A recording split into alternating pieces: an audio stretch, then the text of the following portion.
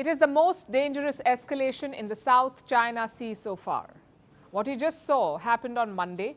Chinese sailors crossed a line and launched an unprecedented attack, the kind that could easily trigger a conflict. Let's look at those pictures again.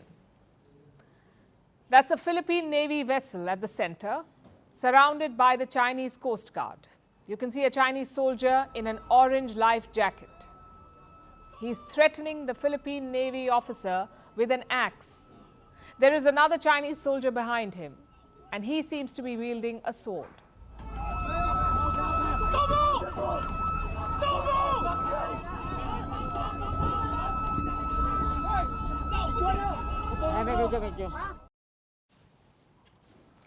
And from here, the situation deteriorated. Chinese troops deployed tear gas. They hurled rocks. They blared sirens and strobe lights. Some Chinese troops boarded the Philippine boat and they destroyed it. The boat's equipment was smashed. The Chinese troops punctured the rubber boat. They took away phones and rifles of Filipino personnel.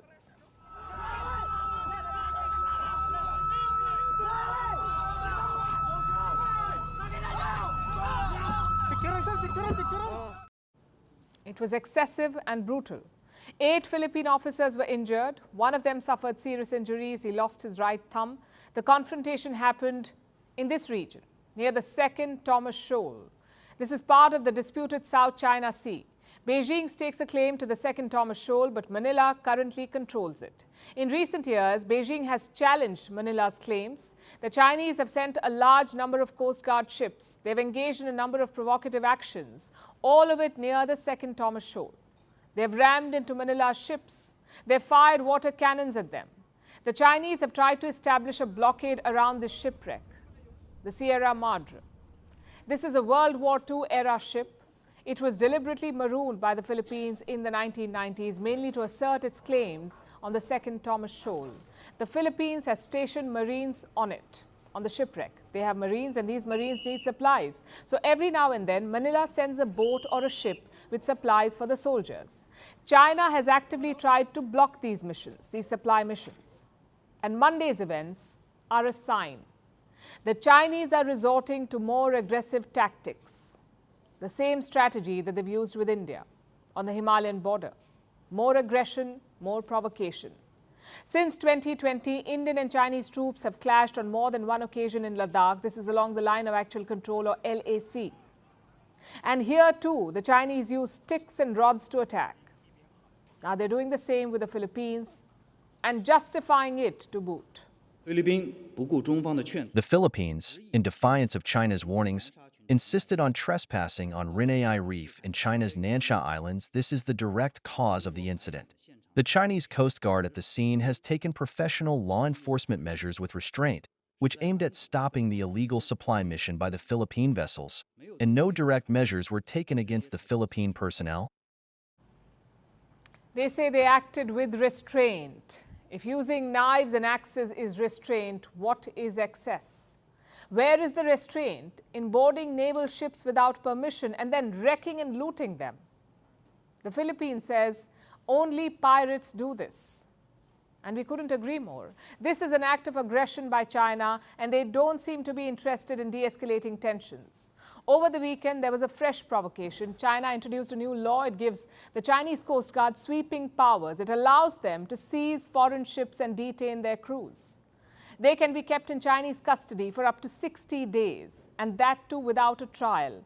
The Philippines is a clear target of this new law, and their president has issued a warning to China.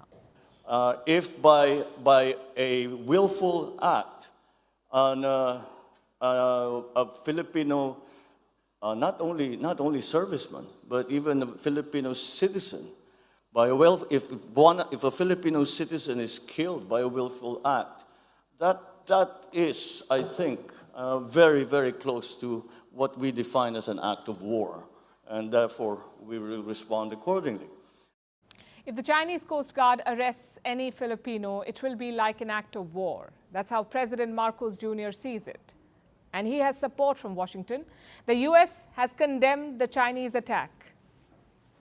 They've called it, and I'm quoting, irresponsible and escalatory. The Americans have a defense treaty with the Philippines, a treaty that was signed in 1951. It's a mutual defense treaty. It says that if any one of them is attacked by a third party, both countries will help each other. And after the Chinese attack this week, Washington has reaffirmed its commitment to this pact. It's reckless, and it threatens regional peace and stability. And finally, this escalatory incident is the latest in a series of provocations by the PRC to impede critically needed supplies from reaching service members stationed at the Sierra Madre, and those actions reflect consistent disregard for the safety of Filipino lives and for international law in the South China Sea. Yesterday, Manila sent a message to Beijing urging China to avoid actions which endanger the lives of sailors. The Philippines says it wants a dialogue. But that cannot happen until Beijing dials down tensions on the high seas. The situation is still volatile. China needs to de-escalate and pull back its troops. Else, we are heading into another conflict at one of the most dangerous flashpoints in the world.